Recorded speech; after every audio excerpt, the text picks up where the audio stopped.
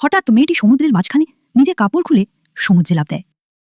ছেলেটিও তার পিছু পিছু সমুদ্রে ঝাঁপিয়ে পড়ে। দুজনে সাঁতার কেটে 1000 বছরের পুরনো একটি জাহাজে পৌঁছায়। তারা একটি ঘরে যায়, যেখানে একটি বড় গোপন বিষয় জানার কথা। মেয়েটি দরজা বন্ধ করে মুখ দিয়ে জোরে বাতাস ছাড়ে, যাতে পুরো ঘর থেকে পানি বের হয়ে যায় এবং এখন তারা দুজনই সহজে শ্বাস নিতে পারে। মেয়েটি একটি বাক্স বের করে ছেলেটিকে দেয়। ছেলেটি সেটি খুলতেই দেখতে পায় এর ভেতরে তার দাদার কিছু জিনিস রয়েছে।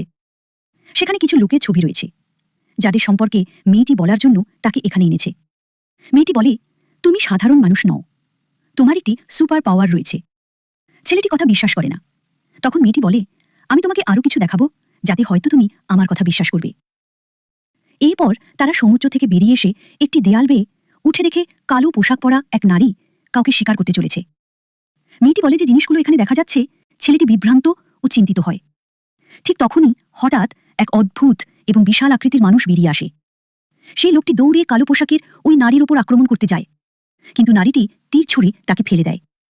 ছেলেটি এসব দেখে খুব অবাক হয়। তখন মেয়েটি তাকে বলে, তোমার এমন শক্তি আছে যা দিয়ে তুমি ওই শয়তানদের দেখতে পারো, যাদের আমরা সাধারণভাবে দেখতে পারি না।